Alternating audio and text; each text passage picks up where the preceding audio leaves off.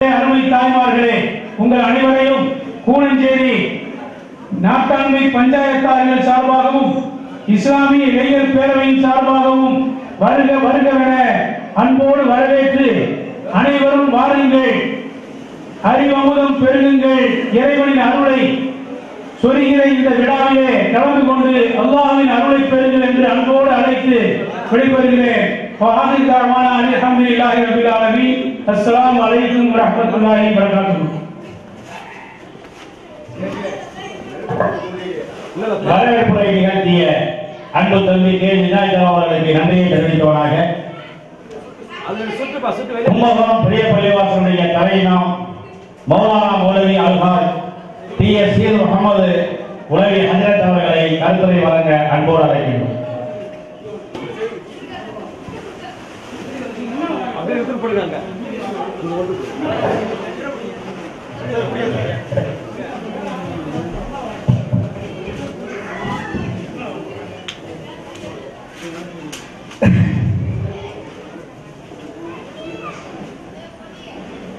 அஸ்ஸலாமு அலைக்கும் வரஹ்மத்துல்லாஹி வபரகாத்துஹு. பிஸ்மில்லாஹிர் ரஹ்மானிர் ரஹீம். அல்ஹம்துலில்லாஹி ரப்பில் ஆலமீன். வல் ஆகிபத்து லில் முத்தகீன். வஸ்ஸலாத்து வஸ்ஸலாமு அலா சய்யிதினா முஹம்மதின் ஸல்லல்லாஹு அலைஹி வஸல்லம் வ அலா ஆலிஹி வ ஸஹ்பிஹி அஜ்மஈன். அளவற்ற அருளாளனே, நிகரற்ற அன்புடையவனே, தனிப்பெரும் கருணையாளனே, ஆதரவில் மகத்தானவனே, அஞ்சிய ஏழைகளின் பாதுகாவலனே, நாசப்படுகின்ற அழிகின்ற மக்களை காப்பவனே, மூழ்குபவரை கரை சேர்ப்பவனே, உபகாரியே, சாத்தியமானவனே, நிஅமத் அளிப்பவனே, பொறுப்புறுத்துபவனே, உரிமையாளவனே, யா அல்லாஹ், நீயாகிறவன் இரவின் இருள், பகலின் வெளிச்சம், சூரியனின் சுடர், சந்திர ஒளி, மரத்தின் ஓசை, தண்ணீரின் சலசலப்பு ஆகிய அனைத்தும் உனக்கே சஜிதா செய்கின்றன. யா அல்லாஹ், நீ அல்லாஹ், நீயே அல்லாஹ், நீதான் அல்லாஹ். உன்னை போற்றி புகழ்ந்தவனாக உன் அடியாரும் திருத்தூதருமாகிய பொன்னான முஹம்மது, கண்ணான அஹ்மது, கருத்திலே ஹாமிது, கல்விலே மஹ்மூத், அந்த புன்னகை ராஜர், பூவிலி கண்ணர், புரட்சி வித்தகர், காரண்ய சீலர், கஅபாவின் இதயம், சர்வரை காயினார், சரதாய ஆசம், நம் உயிரான, உயிருக்குயிரான, உயிரை விடவும் மேலான, நம்மை பெற்ற தாயை விட, தந்தையை விட, உலகத்தார் அனைவரையும் விட, நம் அனைவருக்கும் மிகவும் முஹப்பத்தான முஹம்மது ரசூலுல்லாஹ் ஸல்லல்லாஹு அலைஹி வஸல்லம் அன்னவரின் மீது நாயனே நீ நற்கிருபை என்னும் அருள் மாரியை பொழிந்தருள் புரிவாயாக. சன்னி பொருந்திய தலைவர் அவர்களே, ஆதி உலமாக்களே, அறிஞர் பெருமக்களே, அரசியல் பிரமுகர்களே, வல்ல அல்லாஹ் ஜல்ல ஷானஹு தஆலா ஈமானுக்கு அடுத்தபடியாக தொழுகையை ரப்பல் ஆலமீன் கடமையாக ஆக்கினார். அறிவில் சிறந்தவர்களே, ரப்பல் ஆலமீன் அல்லாஹ் சுப்ஹானஹு வ தஆலா எங்கெல்லாம் இரண்டை சேர்த்து சொல்கிறானோ அந்த இரண்டையுமே நாம் சேர்த்து நடைமுறைப்படுத்த வேண்டும். இரண்டில் ஒன்றை விட்டாலும் பாவம், இரண்டையும் சேர்த்து விட்டாலும் பாவம். வல்ல அல்லாஹ் ஜல்ல ஷானஹு வ தஆலா சொல்லி காட்டுவான், அகீமு ஸலாத்த வ ஆத்து ஸகாத், தொழுகையை நிலைநாட்டுங்கள், ஜகாத்தை கொடுத்து வாருங்கள் என்பதாக. ஒரு மனிதர் தொழுதால் அவருடைய வசதி இருக்கிறது, ஜகாத் கொடுக்கவில்லை, ஜகாத் கொடுக்காமல் தொழுது கொண்டிருக்கிறார். இவர் தொழுகின்ற தொழுகை செல்லாது. இன்னொருவர் ஜகாத் கொடுக்கிறார், தொழுவதில்லை, அவர் கொடுத்த ஜகாத் செல்லாது. வல்ல அல்லாஹ் ஜல்லஷானஹு தஆலா எந்த ரெண்டை சேர்த்து சொல்கிறானோ அந்த ரெண்டையுமே நாம் கடைபிடிக்க வேண்டும். அந்த வகையில் பார்த்தால் கண்ணின் மணியானவர்களே, தொழுகையும் ஜகாத்தையும் அல்லாஹ் ஜல்லஷானஹு தஆலா இணைத்து காட்டுகிறான். ஒரு வகை அமல் அரசின் ரப்பாகிய அந்த அல்லாஹ் திருப்திப்பட வேண்டும், அதுதான் தொழுகை. இன்னொரு வகை அமல் என்ன தெரியுமா? ஏழை எளிய மக்கள் சந்தோஷப்பட வேண்டும், அந்த வகையில் தான் ஜகாத் என்பது. கண்ணின் மணியானவர்களே, தமாஷான சம்பவம் என்று சொல்வார்கள். ஒரு முர்ஷிதிடத்தில் முரீத் ஒருத்தர் ஆஜராகிறார். முர்ஷித் அவர்களே, ஷேഖனா அவர்களே, எனக்கு கஷ்டம் பலவாறாக இருக்கிறது, தாங்கள் கஷ்டம் தீர வழி சொல்லுங்கள்.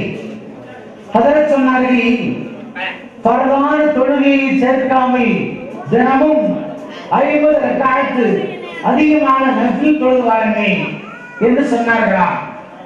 அந்த மாணவரான முரீது கேட்டார், 50 ரக்காத்து போதுங்களா, 100ஆக தொழுகட்டுமா என்று கேட்டாராம். பரவாயில்லையே, 100ஆகவே தொழுது விழுங்கி என்று சொல்கிறார்கள். 40 நாள் கழித்து என்னை சந்தியுங்கள் என்றார்களாம். அதுபோன்று தினமும் பரலான தொழுகை அல்லாமல் 100 ரக்காத்துகள் தொழுது 40 தினங்கள் கழித்து அந்த முர்ஷிதை சந்திக்கிறார். தாங்கள் சொன்ன மாதிரி செய்தேன், இன்னும் என் கஷ்டம் தீரவில்லை, அடுத்து நான் என்ன செய்தால் தீரும்? அப்ப ஹசரத் சொன்னார்கள், நீ தினமும் 100 ரூபாய் தர்மம் செய்து வா என்று சொன்னார்களாம். என்று சொன்னால் அந்த ஒரு நாள் 50 ரக்காத்து தொழ சொன்ன பொழுது 100ஆக தொழட்டுமா என்று கேட்டவர் தான் இவர். அதனால் முர்ஷித் அவர்கள் சொன்னார்கள், 100 ரூபாய் டெய்லிக்கு தர்மம் செய், 40 நாள் தொடர்ந்து செய்கின்றார்களாம். இவர் கேட்டார், 100 ரூபாயா, மொத்தத்துக்குமா டெய்லிக்குமா? டெய்லிக்கும். டெய்லிக்குமா? டெய்லிக்கு 100 ரூபாயா என்று ஏற்ற பெருமூச்சோடு ஏங்கிருந்தாராம். அதற்கு சொன்னார்கள், டெய்லிக்கு நான் கொடுக்க, உன் கஞ்சத்தனம் அழிந்தால் தான் உன்னுடைய தேவையை பூர்த்தியாக்கப்படும், ஒரு கஞ்சத்தனம் அழியணும் என்று சொல்லி அந்த திருத்த உரை கொடுக்கிறார்கள். அருமையில் சங்கையில் நிறைந்தவர்களே, சற்றே நாம் சிந்தித்து பார்க்கிறோம். இது பள்ளிவாசல் தொழுகைக்காக இருக்கின்ற இடம். இது ரொம்ப ரொம்ப சந்தோஷம். என்னவென்று சொன்னால், இன்றைக்கு கூனஞ்சேரி தெருக்களும் மகிமை பெற்றிருக்கிறது. காலால் தொட்ட இந்த பூமியில் தலையால் தொட இருக்கிறோம், சஜிதா செய்ய இருக்கிறோம். தெருக்களிலும் இன்ஷா அல்லாஹ் சஜிதா நடைபெறும். அருமையை சங்கையில் நிறைந்தவர்களே, இந்த சஜிதா நடைபெறக்கூடிய பக்குவத்தை வல்ல அல்லாஹ் ஜல்லஷானஹு தஆலா வழங்கிய நன்மாராயத்தை எடுத்துக்காட்டும் முகமாகத்தான் இன்றைக்கு ஏனையோர்கள் உபகார எண்ணத்தோடு கண்ணியப்படுத்தப்படுகின்றார்கள். கண்ணியம் மருத்துவத்து குறித்தான நற்சீதவினை தொழுகை ஈமானுக்கு அடுத்தபடியான சிறந்த அமல் என்று சொல்லி காட்டினோம். உண்மையிலேயே அதுதான். சாதாரணமாக வீடு கொடுத்து நாடு வரைக்கும், வீட்டு பெண்மணி உட்பட நாட்டின் ராஜா வரைக்கும் தொழுகையின் மூலமாகத்தான் ஜெயிக்க முடியும். அல்லாமா ஃபக்ருத்தீன் அவர்கள் ராஷ்டிரபதியாக இருந்த பொழுது டெல்லி ஜாமியா மஸ்ஜிதுக்கு ஜும்மா தொழுவதற்காக வருகிறார்கள். வந்தது கொஞ்சம் லேட்டான நேரம்.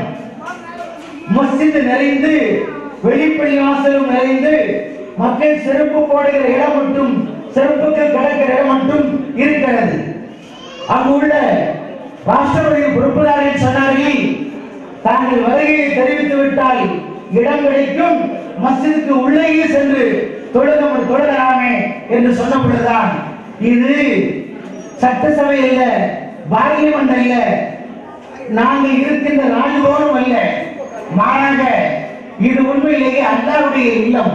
இங்கு எந்த இடம் கிடைக்கிறதோ தொழ வேண்டும், அது செருப்பை மட்டும் ஒழுங்க செய்யுங்கள், நான் சல்லாவை போடுகிறேன் என்று சொல்லி தோழ வந்த வரலாற்றை நாம் நினைவு கூர்ந்து பார்க்கிறோம். ஆண்டான் அடிமை என்கிற வித்தியாசம் இல்லாமல் உண்மையிலேயே முதலாளி பிடிசப்பிலே வருவார், வேலைக்காரன் முனிசப்பிலே இடம் பிடித்திருப்பான். சரிதாவின் பொழுது அந்த வேலைக்காரன் காலுக்கு நேராக முதலாளியின் தலை இருக்கும். காரணம் என்னவென்று சொன்னால், நீங்க யாரும் அடிமை இல்லை, வல்ல அல்லாஹ் ஒருவருக்கு எல்லாருமே அடிமை, யாரும் இங்கே எஜமானன் அல்ல. அருமையின் சங்கையை நிறைந்தவர்களே, அல்லாஹ் இக்பால் ரஹ்மத்துல்லாஹி சொல்லி காட்டுவார்கள். இந்த தொழுகையின் சந்தோஷமான தன்மை என்ன தெரியுமா? வல்ல அல்லாஹ் ஜல்ல தஆலா கிராம் என்ற விலையை கொடுத்தான். நிற்கின்ற தன்மை, ஐம்புலம் அனைத்தையும் ஒடுக்கி எடுத்து எல்லாவற்றையும் மறந்து விட்டேன், எல்லாவற்றையும் விட்டுவிட்டேன். எனது கால், எனது மங்களா, எனது வாழ்க்கை, எனது மகிமை, எனது அதிகாரம், எனது செல்வாக்கு, எனது செல்வம் எல்லாத்தையும் விட்டுவிட்டு அல்லாஹ் அக்பர், அல்லாஹ் நீதான் மகா பெரியவன். ஹதீஸ் இருக்கிறது, அல்லாஹ் அக்பர் அக்பர், அல்லாஹ் தான் மிக மிக பெரியவன், அவனை விட பெரியவன் உலகத்தில் இல்லவே இல்லை. அந்த வகையில் தான் வல்ல அல்லாஹ்வுக்கு முன்னே அல்லாஹ் அக்பர் என்று தக்பீர் நிற்கிறோம். நாம் நின்று காட்டுகிறோம். அருமையை சங்கையில் நிறைந்தவர்களே, ஒரு வினோதமான பத்திரிகையில் விதற்கான ஒரு செய்தி போட்டிருந்தார்கள். அதாவது பிஸ்கட் கருவிகளை கூட விற்கக்கூடிய ஒரு விற்பனையாளர் தொழுகை நேரம் வந்தவுடனே அப்படியே தக்பீர் கட்டியிருக்கிறார். அங்கே பத்திரிகையாளர் சமக்கத்தை குறிப்பிடுகிறார். விற்பது துப்பாக்கி வியாபாரம், ஆனால் தக்பீர் இருக்கிறாரை யாராவது ஒருத்தர் எடுத்து சுட முடியாதா என்கிற பயம் இவருக்கு இல்லை. ஏன் இல்லை தெரியுமா? வல்ல அல்லாஹ் உயிர் காத்துக் கொண்டிருக்கிறான், காப்பவன் அவனாக இருக்கிறான் என்கிற வகையில் எனக்கு எந்த ஆபத்தும் இல்லை என்கிற சித்தாந்தத்தான் தொழுகை ஆண்டான் அடிமை என்கிற வித்தியாசம் இல்லாமல் மிக தெளிவுபடுத்தி காட்டிக் கொண்டிருக்கிறார். அருமையை சங்கையை நிறைந்தவன். அதை அல்லாம இக்பால் ரஹ்மத்துல்லாஹி சொல்றாங்க, தக்பீர் கட்டி இருக்கிறோம், அனைத்தையும் நான் மறந்து விட்டேன், எல்லாவற்றையும் இழந்து விட்டேன், அல்லாஹ் நீதான் மகா பெரியவன் என்று சொல்லி தக்பீர் இருக்கிறார். இந்நேரத்தில் அவர் பணிந்த பணிவு ஒரு வகையான பெருமையாக மாறுகிறார். என்னை போன்று தக்பீர் கட்டி நிற்பவன் யார்? நானல்லதான் இருக்கிறேன். இன்னைக்கு மனிதன் அப்படி இருக்கலாம், இப்படி இருக்கலாம். ஒன்று தொழுகை இல்லாமல் இருப்பார், அல்லது தொழுவது நான் தான், வேறு யாரும் இல்ல என்றிருப்பார்கள். இது ஒரு ஆதியார், நான் ஒருத்தன் தான், வேறு யாரும் இல்ல என்றிருப்பார்கள். ஒன்று வணக்கமே இல்லாமல் இருக்கலாம், அல்லது வணக்கத்தை பெருமை அளிக்கலாம்.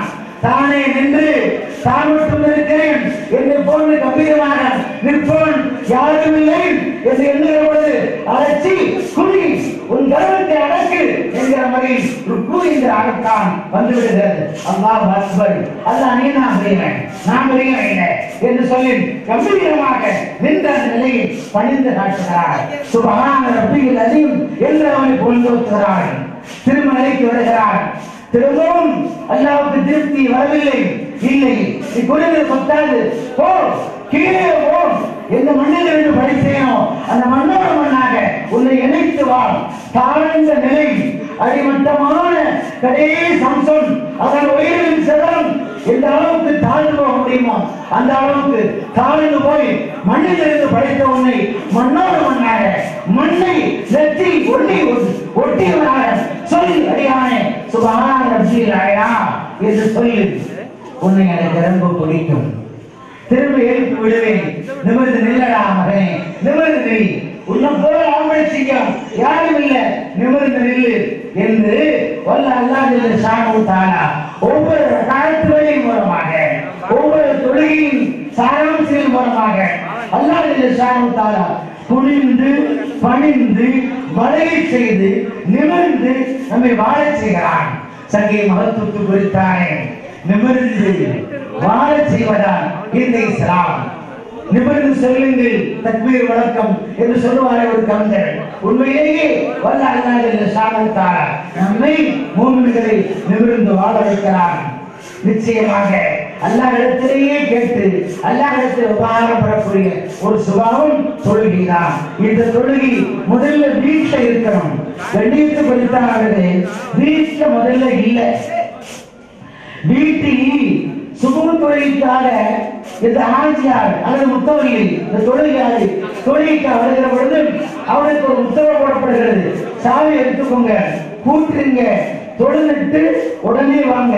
அங்க மோதியார் கூப்பிட்டாரு, ஹாஜியார் கூப்பிட்டாரு, எங்கேயும் போயிடக்கூடாது. சொல்லுமா வீட்டுக்கு வந்தமா நிக்கணும்.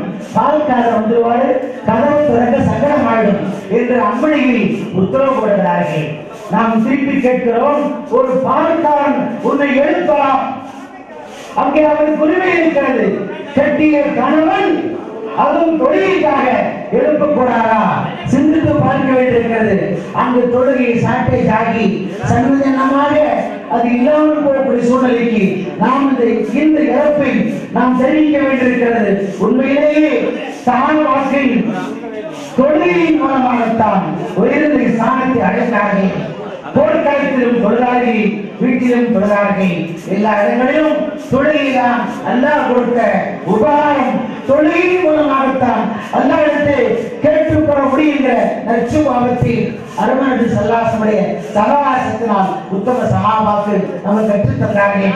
அருமையின் சங்கியை நிறைவேறும் அந்த வகையிலெல்லாம் பார்க்கிற பொழுது கண்ணின் மணியானவர்களே, இந்த கிராமம் இன்று மகிழ்ச்சி அடைகிறது. இன்று இவருக்கு ஒரு பிறநாள், உண்மையிலே ஒரு நன்னாள். இந்த ஊர் மக்களை அதிகாலையிலேயே நாம் பார்க்க வேண்டிய வாய்ப்பு கிடைத்தது. எல்லாருமே புத்தாடை அணிந்து மிக தெளிவான ஒரு தோற்றத்தோடு எங்கள் ஊர் பள்ளிவாசல் இருக்கிற முறையில் அவர் வந்து இருக்கிற அந்த காட்சி கண்கொள்ளா காட்சியா இருக்கிறது. இங்கு ஆண்டோரும் சான்றோரும் அறிஞர் மக்களும் அரசியல் பிரபலம் வருகிறார்கள், வாழ்த்து இருக்கிறார்கள். நாங்கள் வாழ்த்து செல்வது மாத்திரமல்ல, இங்கு இன்றைக்கு தெருக்களிலும் நீங்கள் சஜிதா செய்கின்ற மாதிரி இந்த ஊர் தொழுகை உள்ள ஊராக, நிரப்பமான தொழுகை உள்ள ஊராக, தொழுது அல்லாஹ்விடத்தில் கேட்டுப்பட்ட நல் ஊராக மீண்டும் சுற்றமாக இது அடைய வேண்டும் என்று வல்லான் அல்லாஹ்வை நல்ல இடத்தில் பிரார்த்தித்த வண்ணமாக வாய்ப்புக்கு நன்றி கூறி விடைபெறுகிறோம். அஸ்ஸலாமு அலைக்கும் வரஹ்மத்துல்லாஹி வபரகாத்துஹு.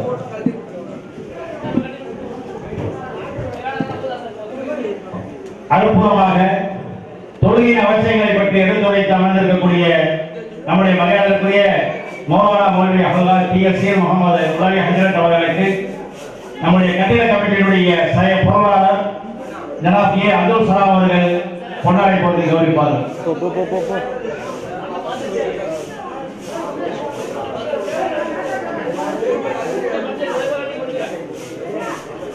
நாரே தக்பீர், நாரே தக்பீர், நாரே தக்பீர். தொடர்ந்து பட்டவத்தினுடைய ஜாமியா மஸ்ஜிதுடைய இமாம் கண்ணியத்திற்குரிய மௌலானா மௌலவி அல்ஹாஜ் ஏ முஹம்மது அலி ஹஜ்ரத் அவர்களை கருத்துரை வழங்க அன்போடு அழைக்கின்றோம்.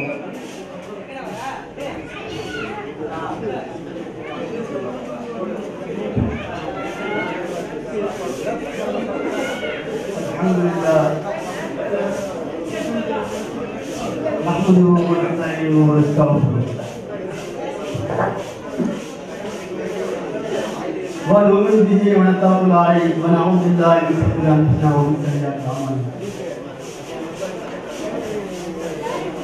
من يهد الله فلا مضل له ومن يضلل فلا هادي له. واشهد ان لا اله الا الله وحده لا شريك له. واشهد ان سيدنا ونبينا مولانا محمدا عبده ورسوله. أما بعد فقد قال الله تعالى في القرآن العظيم ومهد التنزيل قال أعوذ بالله من الشيطان الرجيم بسم الله الرحمن الرحيم. ومن أظلم ممن منع مساجد الله أن يذكر فيها اسمه وسعى في خرابها أولئك ما كان لهم أن يدخلوها إلا خائفين لهم في الدنيا خزي ولهم في الآخرة عذاب مهين. صدق الله العظيم.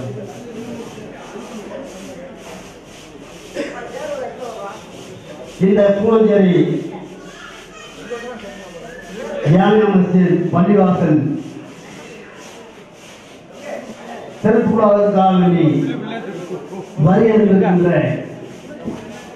உலமா பெருமக்களே, மற்றும் சங்கை மிகுந்த அரசியல் தலைவர்களே மற்றும் இந்த பூஞ்சேரி நாடாளுமன்ற புத்தர் வெளியூரிலிருந்து வருகின்ற அனைத்து என்னன்னு பாரு கடைசி டிவி வந்து கிரேட் என்னன்னு பாருன்னு சீக்கிரம் சகோதர சகோதரிகளே குழந்தைகளை உங்கள் அனைவருக்கும் எனது அன்பான சலாத்தினை காணிக்கையாக சமர்ப்பித்து வருக வருக என்று அன்போடு வரவேற்கின்றேன். அஸ்ஸலாமு அலைக்கும் வரஹ்மத்துல்லாஹி தஆலா வபரகாத்துஹு. கதிரவன் காலையில் எழுந்து மாலையில் மறைந்துவிடும். வானிலவு மாலையில் தோன்றி காலையில் மறைந்துவிடும். மலர்கள் எல்லாம் இன்று மலர்ந்து நாளை தந்துவிடும். ஆனால் உம்மத்துகள் அல்லாஹ்வின் மேல் வைத்துக் கொண்ட அன்பும் அவருடைய தூதர் நபிகள் நாயகம் ஸல்லல்லாஹு அலைஹி வஸல்லம் அவர்கள் மீது வைத்திருந்த அன்பும் அல்லாஹ்வுடைய ஆலயங்கள் பள்ளிவாசல்கள் மேல் வைத்திருந்த அன்பும் என்றென்றும் மறையாது உதிராது என்று கூறியவனாக விரைவில் என்னுடைய உரைக்கு வருகின்றேன். அன்புக்குரியவர்களே, இன்றைய காலகட்டத்திலே நாம் பார்க்கும்போது எங்கு பார்த்தாலும் பெரிய பெரிய பள்ளிவாசல்கள் கட்டணங்கள் எழுதப்படுகின்றன. பெரும் பெரும் மனாராக்களை நாம் வந்து பார்த்து கொண்டிருக்கிறோம். இதையெல்லாம் எதற்காக வேண்டி இருக்கின்றன என்று சொன்னால் அல்லாஹ்வுடைய பள்ளியிலே தொழுகை ஐவேளை நடக்க வேண்டும் என்பதற்காக வேண்டிதான். முஸ்லிமான ஆண்களுக்கு கடமையாக ஆக்கப்பட்டது, பெண்களுக்கு கடமையாக ஆக்கப்பட்டது தொழுகை. அந்த தொழுகை அல்லாஹ்வுடைய ஆலயங்களிலே முழுமையாக நடைபெறுகிறதா என்று சொன்னால் நிச்சயமாக எல்லோரும் அமல் செய்வதில்லை. ஏதோ பேருக்காக வேண்டி சிலர் வருகிறார்கள், தொழுகிறார்கள், போகிறார்கள், இதுதான் நடைபெறுவதை தவிர ஒவ்வொரு முஸ்லிமும் அனைத்து முஸ்லிமும் அல்லாஹ்வுடைய பள்ளியிலே ஐந்தார தொழுகையை நிறைவேற்றுகிறார்களா என்று சொன்னால் நிச்சயமாக இல்லவே இல்லை.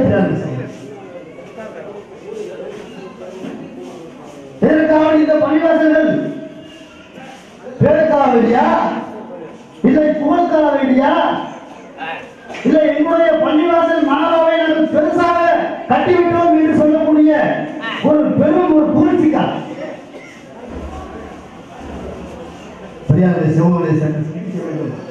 கட்டப்பட்ட நோக்கம் தொழுகை, நோக்கம் தொழுகை என்று நாம் உண்மையாக நாம் அதை விலகிக் கொள்ள வேண்டும். நாங்கள் ஒரு ஊருக்கு ஜமாத்துக்கு வந்தோம். அங்கே அது எப்படிப்பட்ட பள்ளி என்று சொன்னால் அது அப்புற பள்ளி. மேல பார்த்தால் வானம் அப்படியே தெரிகிறது.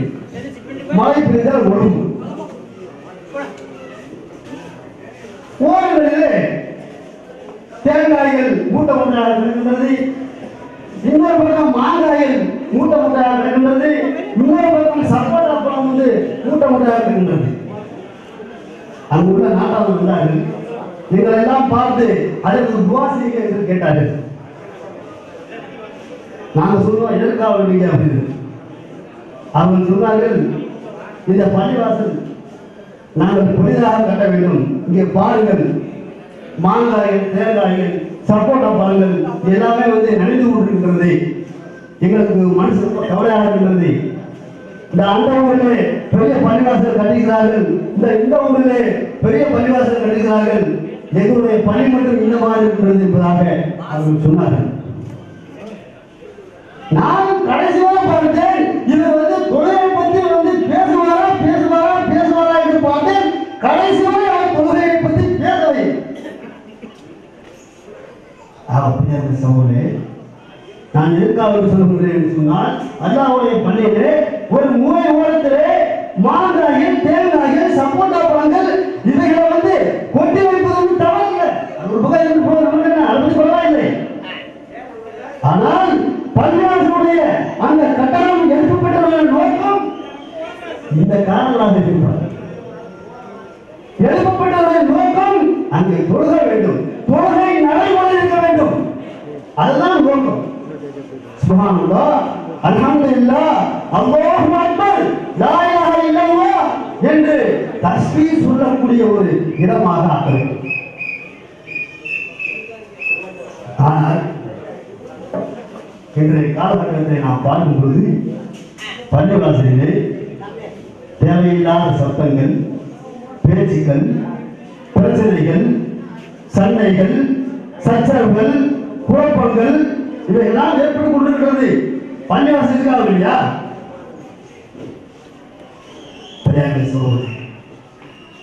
சற்று சிந்திக்க வேண்டும்.